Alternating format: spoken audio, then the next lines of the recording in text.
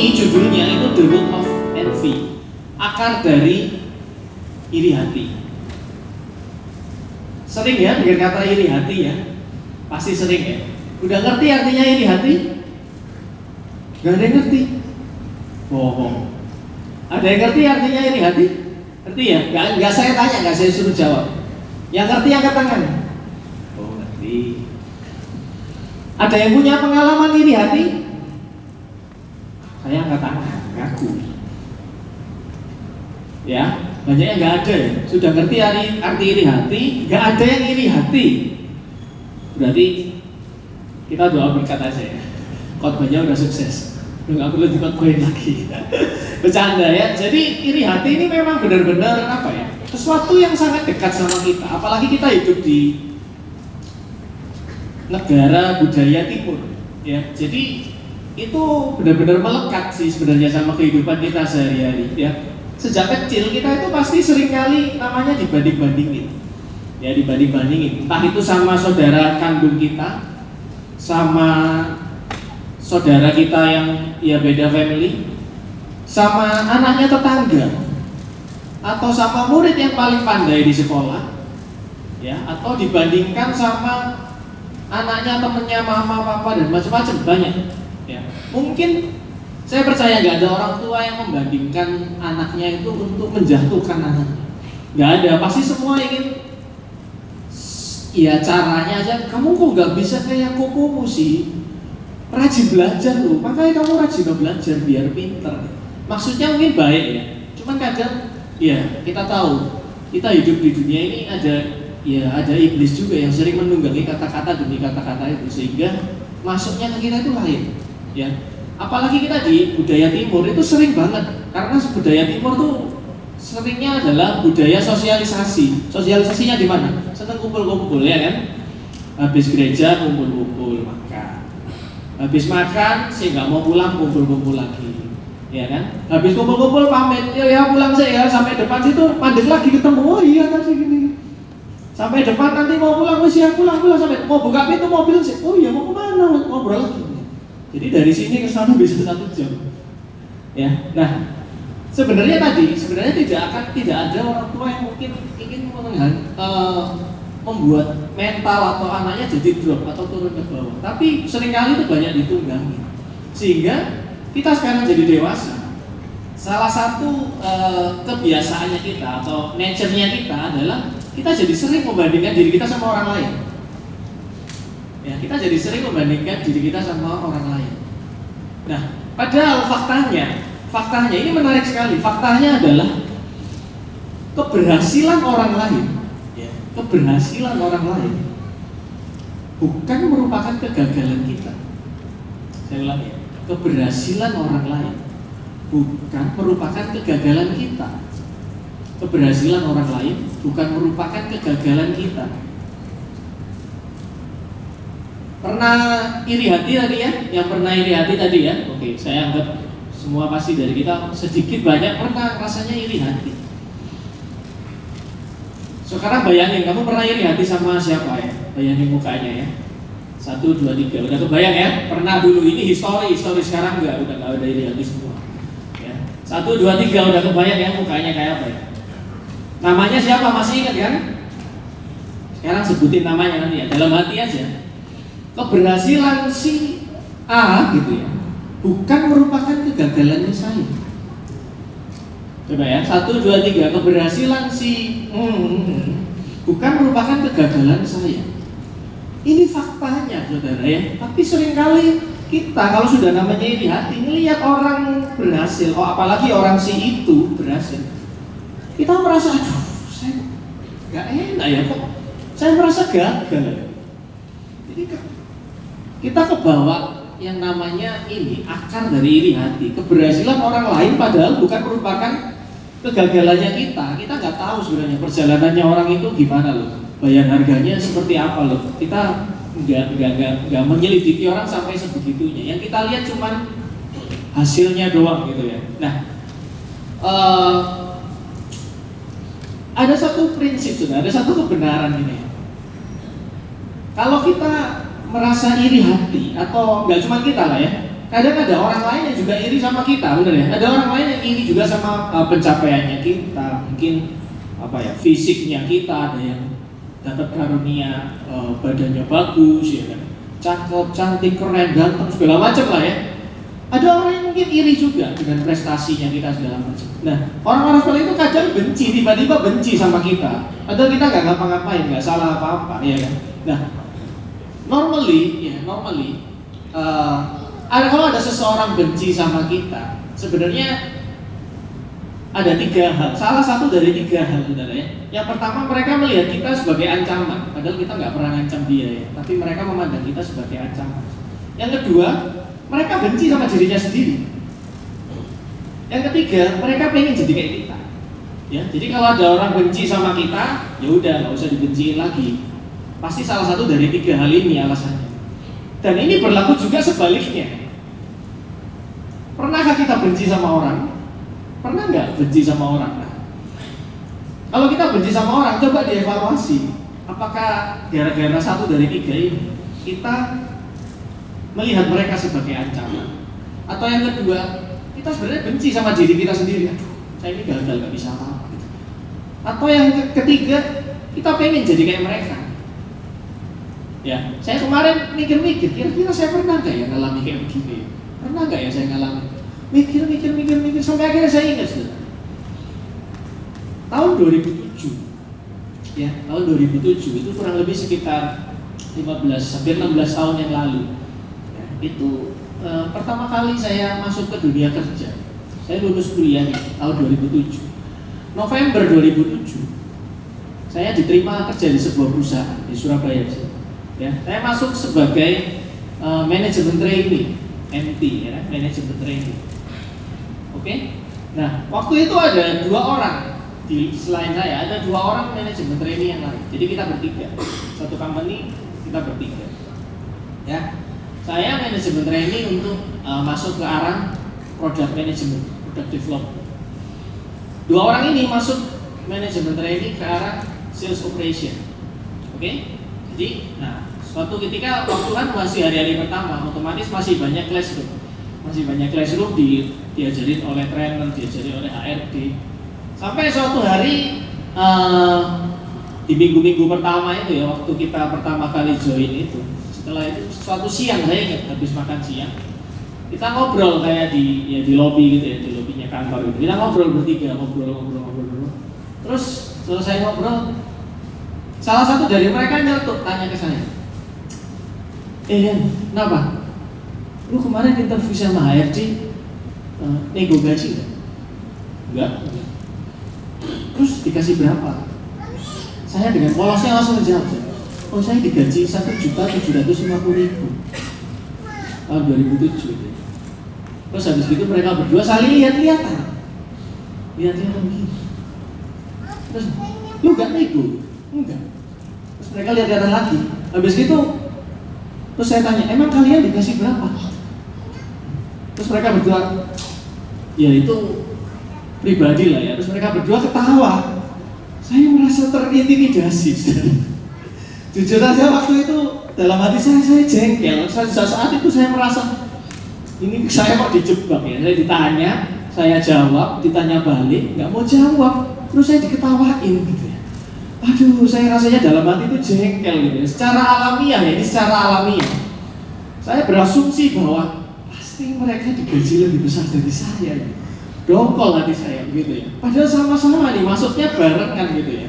Dan notabene sampai sekarang saya juga nggak tahu 2 orang teman saya itu waktu itu dapat salary berapa waktu pertama kali masuk di perusahaan itu. Saya nggak pernah tahu sampai sekarang gitu ya.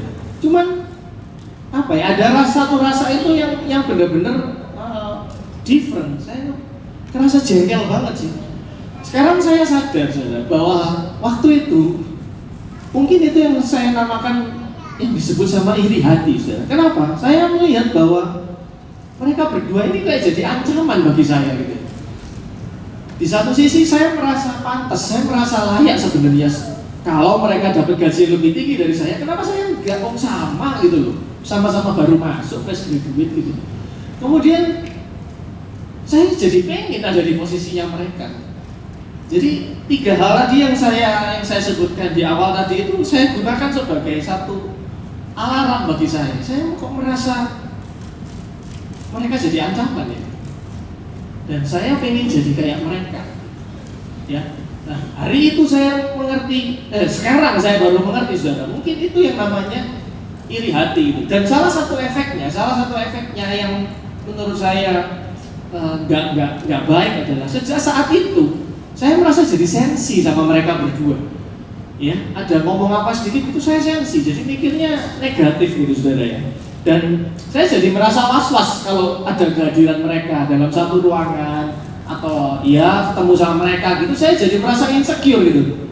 Padahal ya nggak ada apa-apa sebenarnya ya kan. Dan saya tahu saudara, padahal baru beberapa hari kenal mereka, saya mulai sadar bahwa kok saya jadi agak benci ya sama mereka ini. Kenal berapa hari baru kenal gitu. Terus tiba-tiba merasa sensi, tiba-tiba merasa insecure, tiba-tiba muncul yang namanya akar kebencian. Nah ini saudara, ini yang bahaya dan ini namanya iri hati. Ya, oke saudara, kita coba baca satu firman dulu di Yakobus pasal yang ketiga, ayat yang ke-14 sampai ke-16. Ya, Yakobus 3 ayat 14, 15, 16. Oke. Jika kamu menaruh perasaan iri hati dan kamu mementingkan diri sendiri, janganlah kamu memegahkan diri dan janganlah berdusta melawan kebenaran. Itu bukanlah hikmat yang datang dari atas, tetapi dari dunia, dari nafsu manusia, dari setan-setan. Sebab di mana ada iri hati dan mementingkan diri sendiri, di situ ada kekacauan dan segala macam perbuatan jahat. Jadi iri hati ini bahaya saudara. Ya, iri hati ini nanti akan muncul yang namanya kebencian ya. Kita lihat tadi yang di atas 15. Itu bukanlah hikmat yang datang dari atas. Maksudnya itu apa? Iya tadi itu perasaan iri hati. Ya, ada banyak versi yang di Alkitab ya. Kalau kita bedah, ada yang bilang itu envy, ada yang bilang itu jealous. Ya, sama aja saudara ipar itu. Envy sama jealous ya. Itu bukan sesuatu yang datang dari atas. Dibilang ayat 15 itu bukanlah hikmat yang datang dari atas, tetapi dari dunia, dari nafsu manusia, dari setan-setan. Ya, ayat 15. Saya tertarik waktu itu dan saya coba bedah melalui di Alkitab di versi yang Bible version ya. Versinya Amplified itu dikatakan bahwa this wisdom is not that which come down from above, but it's early dalam kurung sekuler. Kemudian natural dalam kurung unspiritual, even demonic. Ya. Jadi dikatakan iri hati atau tadi jealousy, ini biarin muncul terus ya. Itu sekuler, ya. Yang pertama sekuler, yang kedua adalah unspiritual, yang ketiga itu demonic. Nah ini yang saya alami, yang waktu saya bilang waktu tahun 2007 saya mengalami itu. Kenapa? Karena awalnya saya merasa sensi, ngerti ya? Sensi ya. Pernah sensi sama seseorang? Kalau pernah sensi sama seseorang, coba dicek. Lanjut lebih dalam enggak? Sensi. Orang itu ngomong apa sedikit, saya langsung tangkapnya itu beda. Itu sensi saudara ya. Perasaannya sensitif sekali. Kalau ada perasaan yang sensitif, itu bukan datangnya dari atas, bukan. Sudah pasti itu namanya secular atau earthly.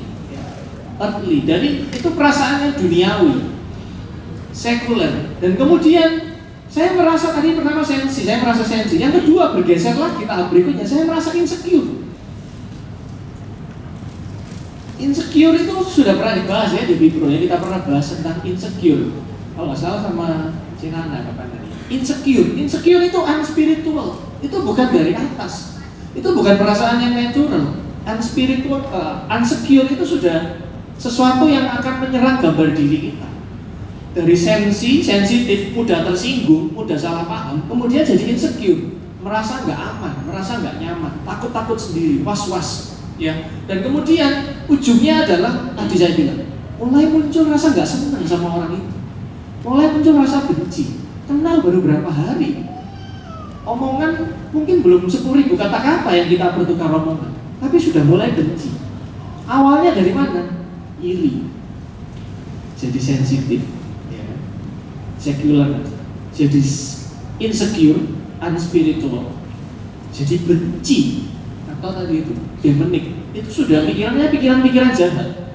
Ujungnya adalah bahayanya kalau orang memiliki rasa iri hati, bahayanya adalah diam-diam nanti orang itu akan jadi benci. Seperti tadi, saya diam-diam sudah memendam mulai akar kebencian sama tadi dua teman saya. Nggak salah apa-apa padahal gitu. Ya, jadi diam-diam benci. Tiba-tiba mempunyai rencana-rencana yang nggak baik, rencana-rencana jahat. Akhirnya ujungnya nanti ingin orang itu celaka.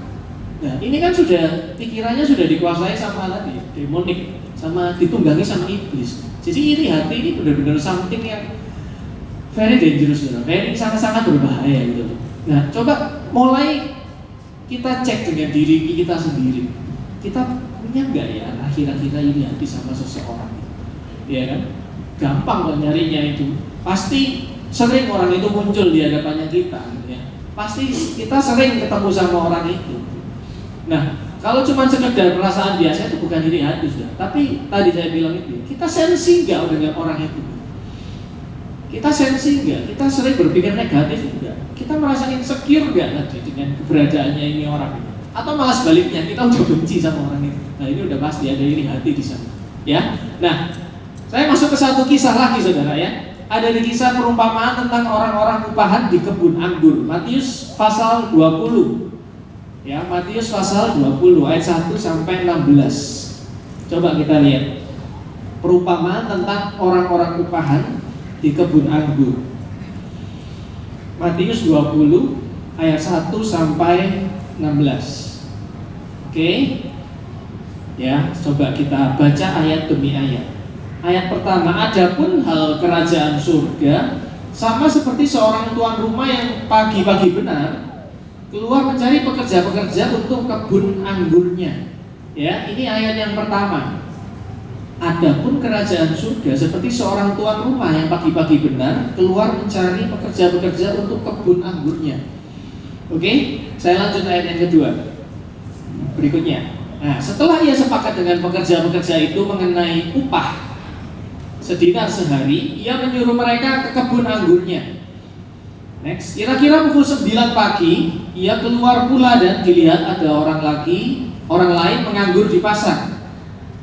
Katanya kepada mereka, pergi jugalah kamu ke kebun anggurku dan apa yang pantas akan kuberikan kepadamu. Dan mereka pun pergi. Kira-kira pukul 12 dan pukul 3 petang, ia keluar pula dan melakukan sama seperti tadi. Kira-kira pukul 5 petang, ia keluar lagi dan mendapati orang-orang lain pula. Lalu katanya kepada mereka, mengapa kamu menganggur saja di sini sepanjang hari? Next, kata mereka kepadanya, karena tidak ada orang mengupah kami. Katanya kepada mereka, pergi jugalah kamu ke kebun anggurku. Ketika hari malam, Tuhan itu berkata kepada mandurnya, panggillah pekerja-pekerja itu dan bayarkan upah mereka. Mulai dengan mereka yang masuk terakhir, yang jam 5 tadi ya, hingga mereka yang masuk terdahulu. Maka datanglah mereka yang mulai bekerja kira-kira pukul 5, dan mereka menerima masing-masing 1 dinar. Kemudian datang mereka yang masuk terdahulu, sangkanya akan mendapat lebih banyak, tetapi mereka pun menerima masing-masing 1 dinar juga. Ketika mereka menerimanya, mereka bersungut-sungut kepada tuan itu.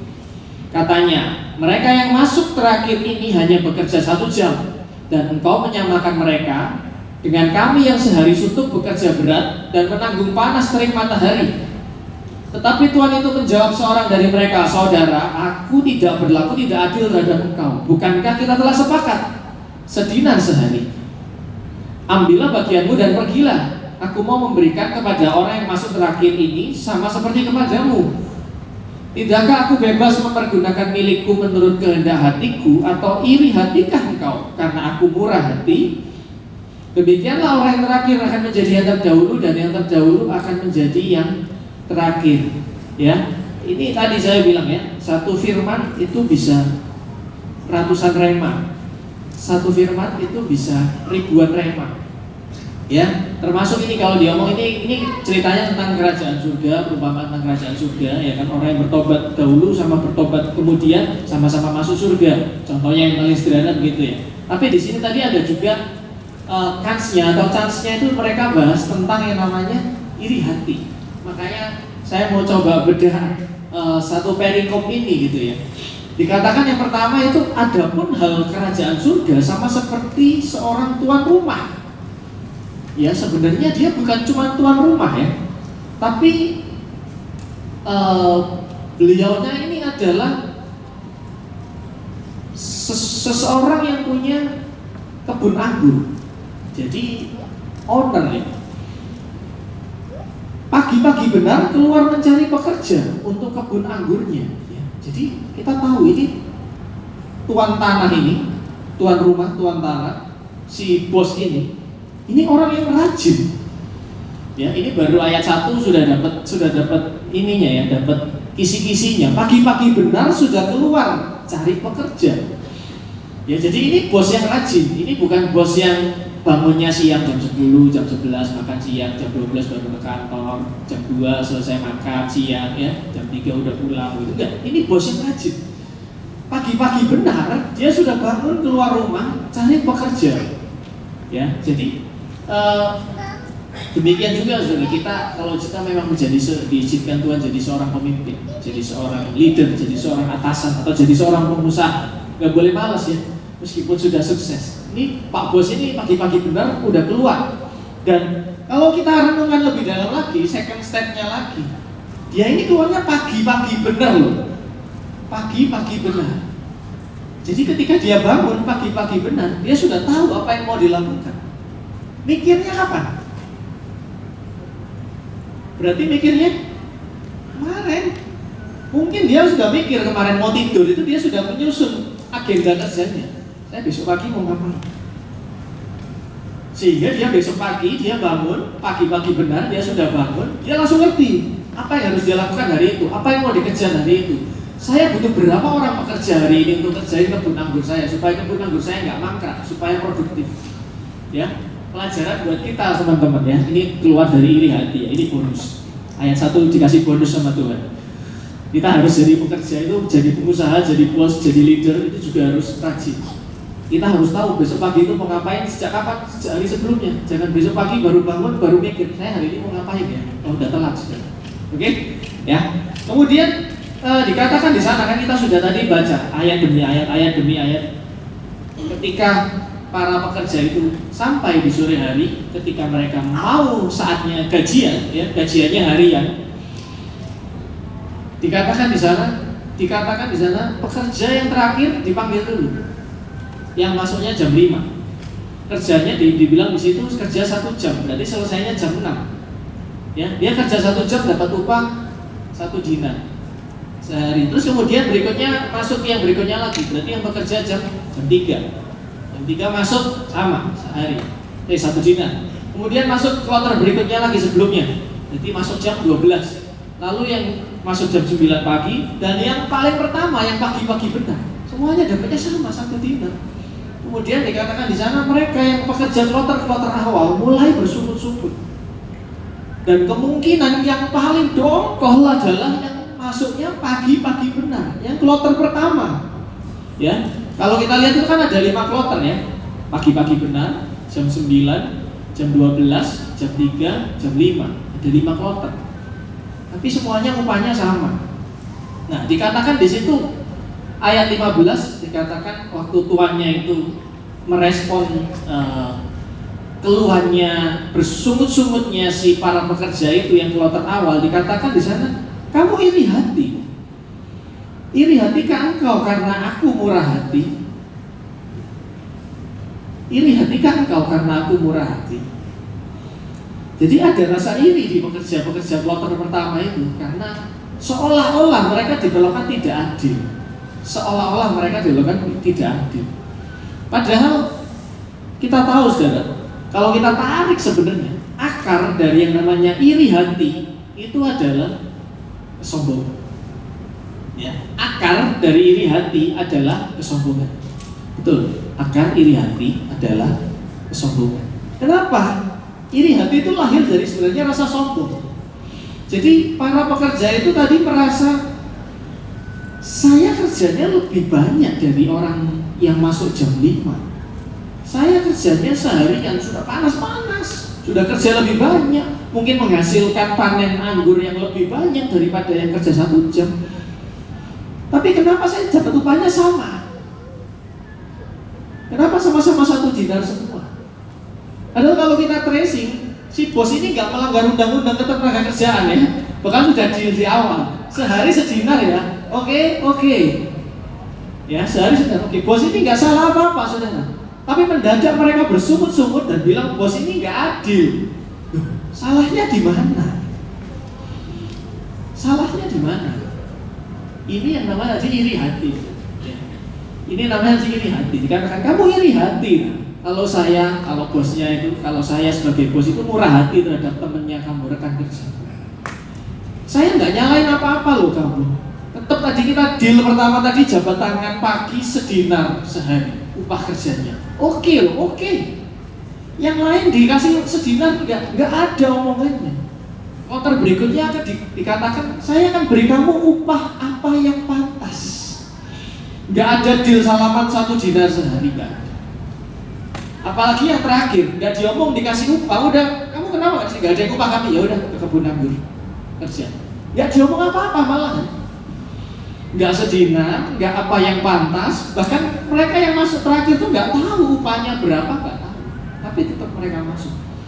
Nah terus apa salahnya bos ini ketika dia mengasih mereka semua itu upah yang sama? Apa yang salah sama bos ini? Nggak salah apa-apa bosnya.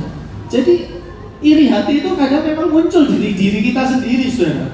Ya, nggak ada orang lain itu nggak berbuat apa-apa loh. Itu munculnya lahir dari diri kita sendiri dan itu adalah lahir dari rasa sombong. Kenapa? Karena tadi pekerja itu merasa bahwa saya lebih pantas dapat lebih dari 1 dinar lah. Orang itu aja kerja 1 jam dapat 1 dinar kok. Saya kerja mungkin 8 jam, 12 jam. Kenapa kok dapatnya cuma 1 dinar? Saya minta lebih dong. Saya merasa pantas untuk dapat lebih, saya merasa layak untuk dapat lebih karena saya menghasilkan lebih banyak daripada dia. Oke, nangkep sampai sini konteksnya saudara ya. Jadi ini lahir dari yang namanya kesombongan, merasa layak, merasa pantas, merasa harusnya sih saya dapat lebih dari itu, harusnya sih saya lebih pandai dari orang itu, harusnya saya lebih hebat, lebih senior dari orang itu. Kenapa saya dilakukan begitu? Nah itu namanya iri hati, saudara. Ya, hati-hati, iri hati bahaya, saudara ya. Jadi padahal kalau dipikir-pikir kayak tadi ya, para pekerja kloter pertama itu juga nggak dirugikan apa-apa. Semuanya jalan sesuai perjanjian awal. Kerjanya pagi sampai sore, selesai sehari kerja dapat upah sedinar, sudah nggak rugi apa-apa, sesuai kesepakatan awal, saudara ya. Nah bahkan kalau saya pernah baca lagi, saudara ya, ini ayatnya agak panjang ini, jadi saya baca, saya nyontek, saudara ya. Gak usah dibuka, Galatia 5 ayat 19 sampai 21. Ini Paulus benar-benar menggaris bawahi perbuatan daging telah nyata, yaitu percabulan, kecemaran, hawa nafsu, penyembahan berhala, sihir, perseteruan, perselisihan, iri hati. Masuk di sana ya. Amarah, kepentingan diri sendiri, percidraan, roh pemecah, kedengkian, kemabukan, pesta pora dan sebagainya. Terhadap semuanya itu kuperingatkan kamu seperti yang telah kubuat dahulu, bahwa barang siapa melakukan hal-hal yang demikian, ia tidak akan mendapat bagian dalam kerajaan Allah. Ini Paulus ngomong serius banget ya, sampai dia pakai kata-kata ayat 21 tadi ya. Terhadap semuanya itu kuperingatkan kamu. Ini yang meringati Paulus ya, bukan Rasul Paulus, bukan Yanata ya. Rasul Paulus sampai beri peringatan, I warn you, saya peringati kalian. Kalau ada salah satu tadi yang disebut itu termasuk di dalamnya iri hati, ya, dikatakan di situ bahwa ia tidak akan mendapat bagian dalam kerajaan Allah. Jadi iri hati itu efeknya itu nggak cuma ke dirinya kita sendiri sampai menimbulkan kebencian, rencana jahat macam-macam, tapi sampai firman Tuhan, sampai Paulus sampai peringatkan, I warn you. Tak peringati kamu, hati-hati. Kalau kamu sampai punya iri hati, bahaya. Firman Tuhan bilang istilahnya itu, kamu nggak akan dapat bagian dalam kerajaan Allah. Kenapa? Karena tadi Kalau dibongkar iri hati ternyata sombong. Tuhan paling gak suka orang yang sombong. Siapa kita? Kita cuma butiran debu. Merasa layak seperti apa? Gak ada. Tuhan yang melayakkan kita. Jadi ini basic yang benar-benar harus kita pahami, saudara, mengenai tadi namanya iri hati. It's very poisonous, racun banget ini gitu, toxic banget ini. Ya, iri hati ini benar-benar toxic, ya. Oke, dari Galatia kita kembali ke kebun anggur dulu ya. Kita kembali ke kebun anggur lagi. Jadi sebenarnya gimana supaya kita nggak terjebak dalam yang namanya iri hati? Yang nggak terjebak dalam namanya iri hati, ya. Saya ada 3 pelajaran, saudara, dari perumpamaan kebun anggur ini. Kalau kita mau bedah ayat per ayat, ini panjang sekali, saudara ya. Tadi ayat pertamanya udah dapat bonus pelajarannya banyak, belum ayat kedua, ketiga. Jadi saya review aja, saya singkat aja. Pelajaran pertama, saudara, bagaimana supaya kita nggak terjebak dalam yang namanya sampai lahir rasa iri hati. Yang pertama adalah miliki hati yang selalu mengucap syukur, saudara. Miliki hati yang selalu mengucap syukur. Saya nggak ditulis di Alkitab ya. Apakah para pekerja kloter awal, kalau pekerja tadi yang mula-mula masuk tadi, ketika mereka menerima pekerjaan dari sang pemilik kebun anggur ini, apakah ada rasa syukur di hatinya? Itu nggak ditulis di Alkitab, saudara. Tidak ada di situ. Yang ditulis di Alkitab malah kebalikannya. Tadi yang di ayat 11 tadi ya. Waktu mereka menerima upah, mereka dikatakan adalah bersungut-sungut. Ayat 11. Ketika mereka menerimanya, ini kloter awal ya, pekerja kloter mula-mula. Ketika mereka menerimanya, ini terima upah, saudara ya, terima upah, terima duit, ya, money, duit ya. Mereka terima duit, mereka bersungut-sungut malah. Bayangin, saudara, terima duit bersungut-sungut. Jadi kalau saya renung-renungkan ya ini perenungan pribadi saya nggak yakin waktu tadi pagi benar tadi, waktu mereka mencari pekerjaan, ketika mereka dapat kerja, mereka benar-benar bersyukur atas pekerjaan itu. Kenapa? Karena kalau kita terima sebuah misalnya satu berkat, satu pekerjaan katakanlah ya, kita mengucap syukur akan hal itu. Di sore hari waktu kita terima upah, itu ceritanya bukan sungut-sungut. Ucap syukurnya sudah 2 kali. Pagi ucap syukur, sore ucap syukur.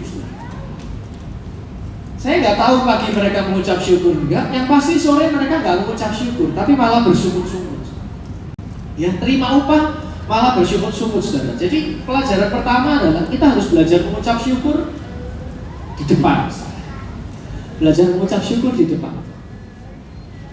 Di awal tadi saat kita terima pekerjaan, mengucap syukur di depan. Jangan mengucap syukur itu di awal. Jangan mengucap syukur cuma di belakang. Waktu terima gaji, terima kasih Tuhan sudah gajian. Ini waktu pertama kali dapat dipercayakan satu pekerjaan dengan berbagai permasalahan yang mengikutinya, kita nggak pernah mengucap syukur. Ya, kenapa kita butuh mengucap syukur? Karena percaya nggak percaya ya, ketika hati kita penuh dengan ucapan syukur, itu hati kita akan lebih ready, akan lebih siap ketika kita mengalami hal-hal yang terjadi itu di luar pemikirannya kita. Contohnya ini tadi, bekerja di kebun anggur. Kalau saja ya, mereka tadi waktu pagi benar, mereka mengucap syukur. Karena kenapa? Karena mereka adalah orang-orang pertama yang hari itu masa depannya paling jelas. Kenapa? Dapat kerjaan dari pagi hari. Mungkin sore harinya mereka sepanjang hari mengucap syukur, senang dapat kerjaan, ada dapat teman baru, pekerjaan yang lebih ringan, ya kan? Sore hari mereka tidak akan bersungut-sungut, tapi pasti double ucapan syukur, ya. Jadi gimana supaya kita tidak terjebak dalam rasa iri hati? Pelajaran pertama, miliki hati yang mengucap syukur ya. Belajar mengucap syukur di depan. Kalau di belakang namanya penyesalan ya. Mengucap syukur di depan. Mengucap syukur di depan. Belajar mengucap syukur di depan. Terima apapun juga berserta dengan permasalahan di dalamnya, mengucap syukur. Ya, bukan hanya di belakang saat terima upah. Oke, pelajaran yang kedua, saudara. Jangan hanya fokus pada kondisi yang sekarang. Ya, jangan fokus pada upah yang diterima sekarang. untuk case-nya di para pekerja di kebun anggur itu. Jangan cuma fokus pada upah yang diterima hari itu saja. Ya, baru kerja sehari. Tapi sudah digunakan untuk ngejudge nasibnya mereka sampai ke depan. Jangan sampai kondisi kita hari ini itu kita gunakan untuk ngejudge masa depannya kita itu seperti apa. Ya, kita baca di sana tadi, ketika mereka menerima upah, mereka langsung bersungut-sungut. Baru kerja sehari loh ini, hari juga belum berganti, pagi sampai sore. Mereka sudah bersungut-sungut dan ngejudge, Tuhan itu nggak adil. Jam kerjanya beda, load kerjanya beda. Kenapa upahnya sama? Padahal sekali lagi Tuhannya nggak salah apa-apa, sudah deal di depan, ya.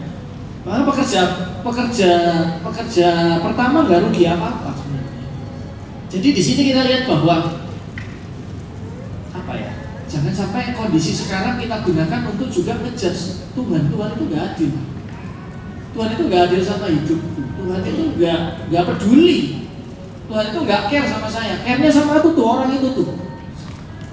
Ya, padahal jangan sampai upah kerja sehari kita gunakan untuk ngejudge Tuhan itu Tuhan yang tidak baik, tidak adil. Nanti kita coba bongkar di belakang ya. Jadi yang menentukan di sini sebenarnya adalah respon hatinya kita. Respon hatinya kita di hadapan Tuhan. Itu yang paling menentukan perkenanan Tuhan atas hidupnya kita. Ya, pekerja pertama sekali lagi, dia nggak rugi apa-apa.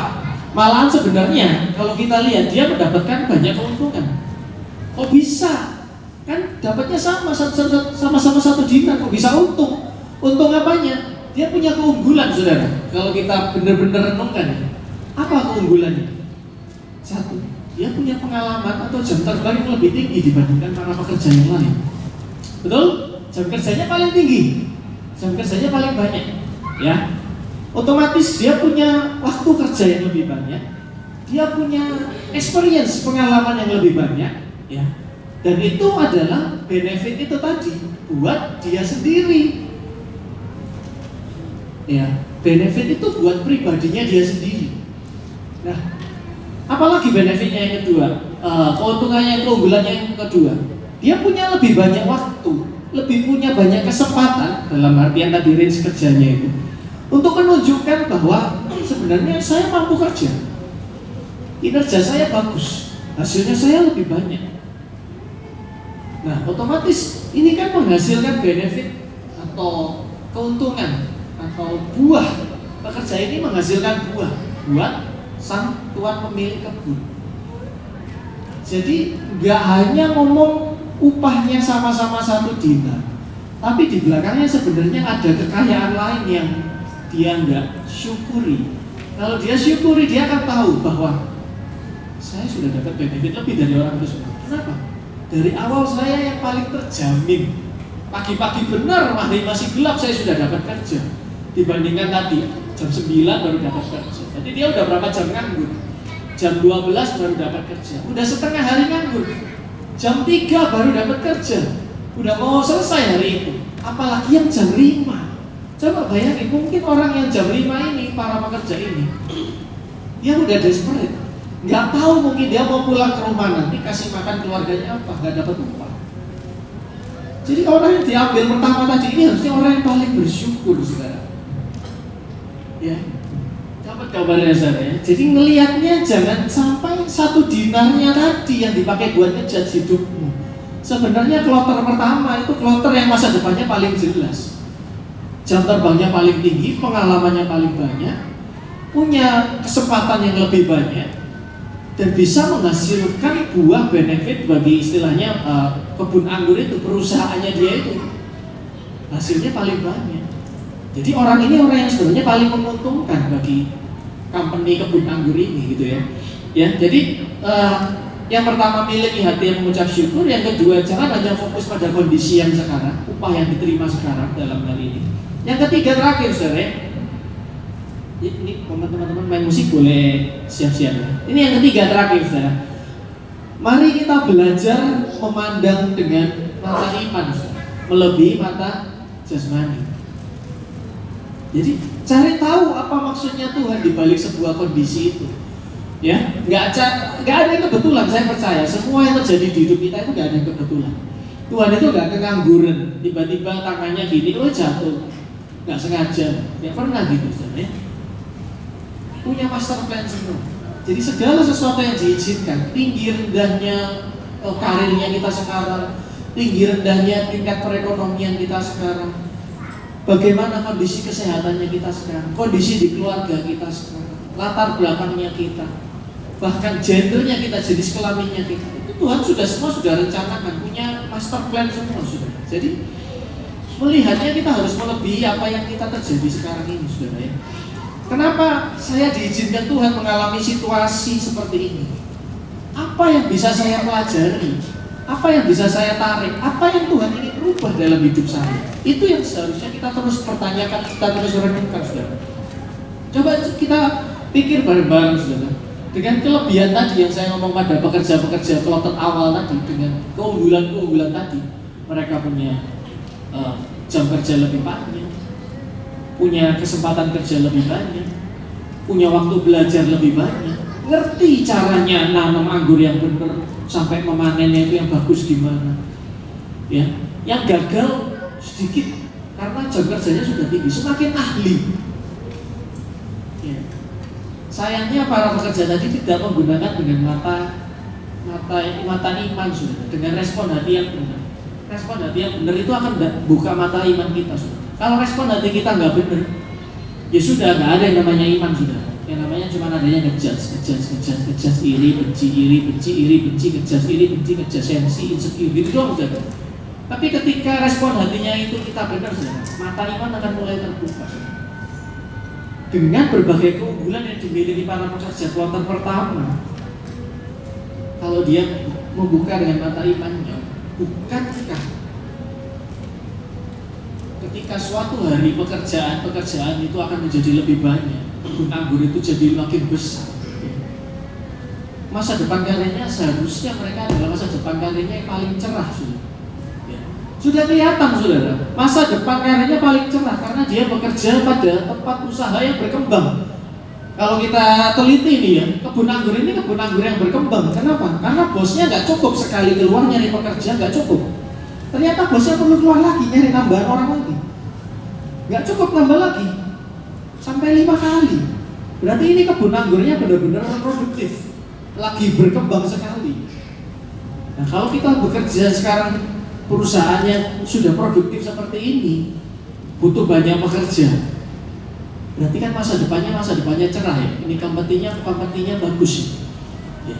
Ada bonus lagi, saudara. Kenapa? Dia sebenarnya punya bos yang murah hati, tapi sayangnya karena dia sudah iri duluan, bersungut-sungut duluan, bos yang murah hati itu malah dituding sama dia tidak adil. Padahal kalau kita lihat, dia punya bos yang sebenarnya murah hati banget loh.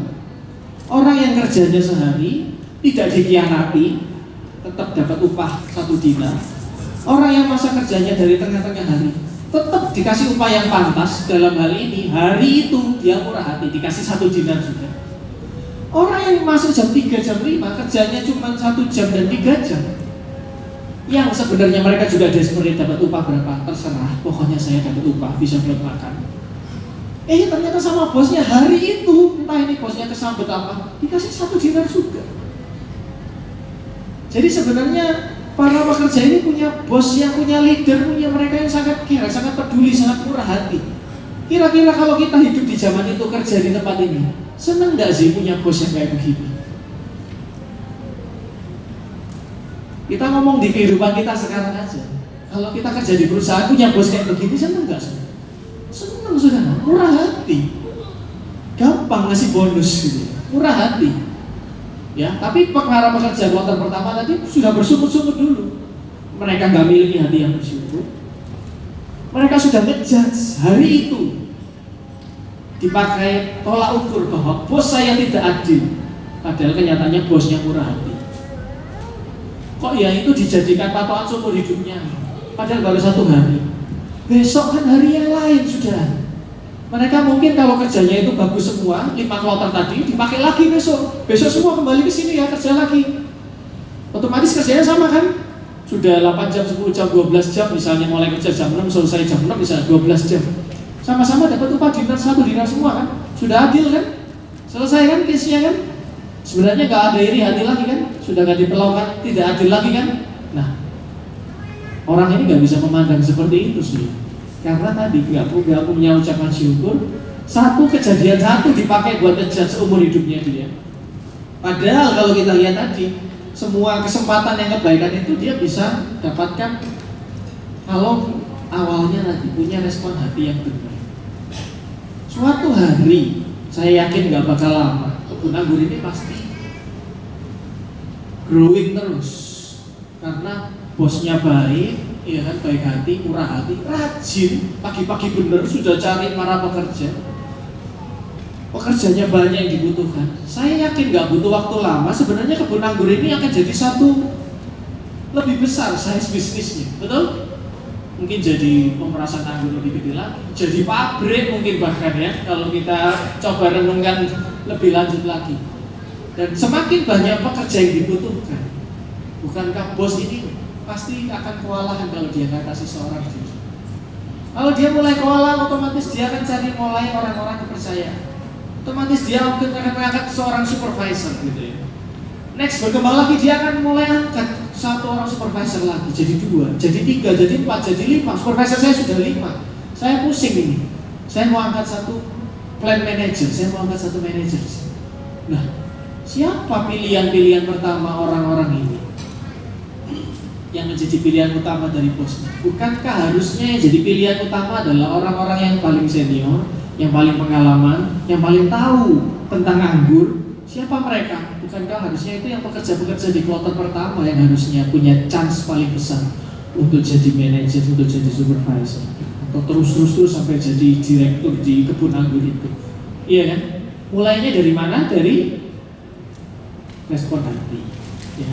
Jadi poin 1, 2, 3 belajar untuk miliki hati yang mengucap syukur. Yang kedua, jangan fokus cuma aja kondisi yang sekarang, harus open minded. Yang ketiga, belajar dengan lihat dengan mata iman, lebih mata jasmani kita. Ya, 3 poin. Tapi ini 3 in 1. 3 in 1-nya gimana? 3 poin ini mulainya dari 1 tadi.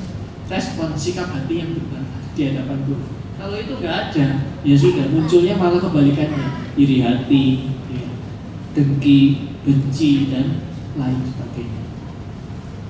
Ada diberkati dengan firman Tuhan hari ini. Simple ya, tapi ya, it's not easy, tapi kita mulai belajar. Mulainya dari mana? 3 in 1. Harus mulai dari satu paket. Ya teman-teman, mungkin GL Singer bisa